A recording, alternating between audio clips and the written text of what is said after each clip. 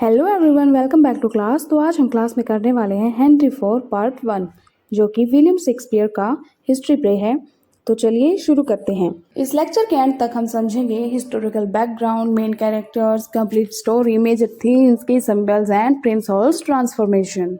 तो स्टोरी शुरू करने से पहले हम इसके मेन कैरेक्टर्स को समझ लेते हैं कि इसमें कौन कौन है। जो ये स्टोरी है इन 5 कैरेक्टर्स के अराउंड चलती है। The first character is king Henry four.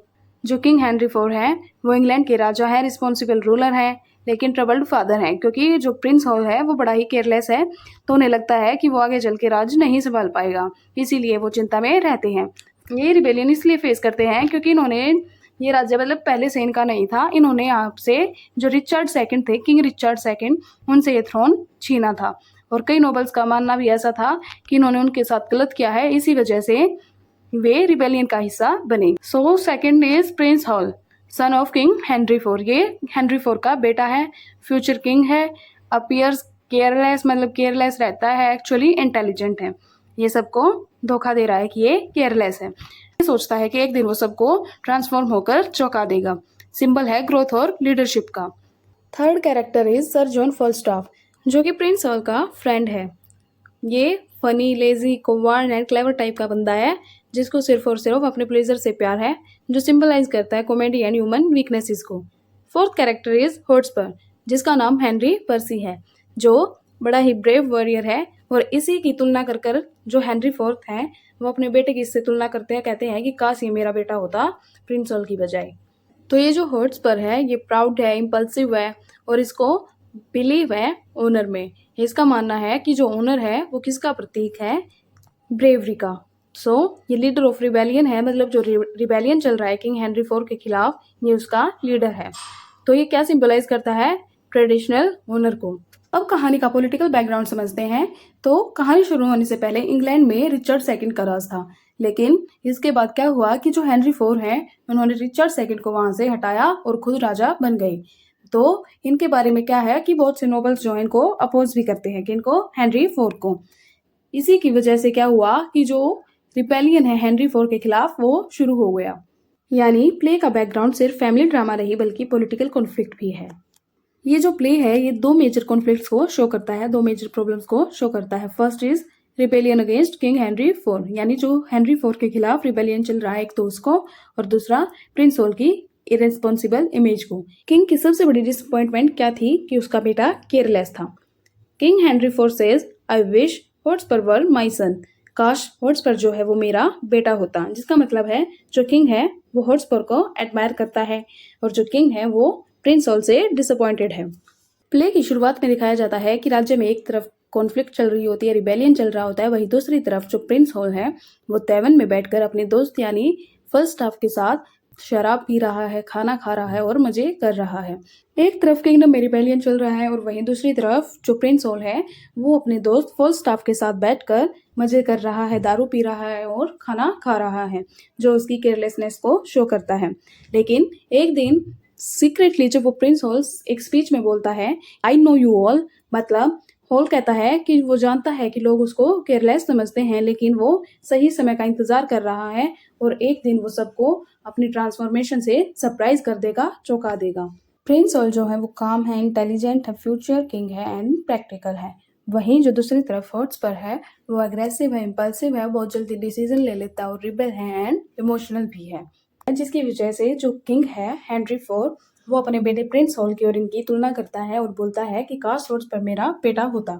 जो हॉटस्पर है, जब राजा ने इनको बोला था कि वो प्रिजनर्स को छोड़ दे, तो प्ले में टर्निंग पॉइंट तब आता है जब प्रिंस हॉल खुद को चेंज करता है, क्योंकि जो किंग है वो हॉल से डिसअपॉइंटेड रहता है।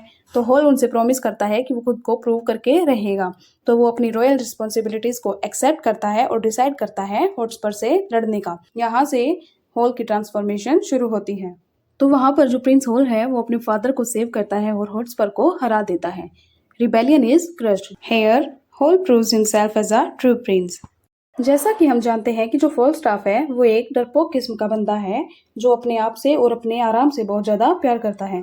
ऐसा ही ये कुछ करता है बैटल में। बैटल में ये क्या करता है, ऐसा दिखावा करता है कि ये पहले से मरा हुआ है ताकि ये खुद को बचा सके, जीवित रख सके, और बाद में ये ऐसा क्लेम करता है कि हॉटस्पर को इसने मारा है। और जब प्रिंस और किंग इससे पूछते हैं कि कितने बंदे थे, तो ये कभी बोलता है कि 2 लोग थे, कभी बोलता है 4, कभी 6, कभी 8, कभी 12। तो ये अपनी एक बात पर टिक ही नहीं पाता, जिसकी वजह से एक अलग ही लेवल का फनी सीन क्रिएट होता है।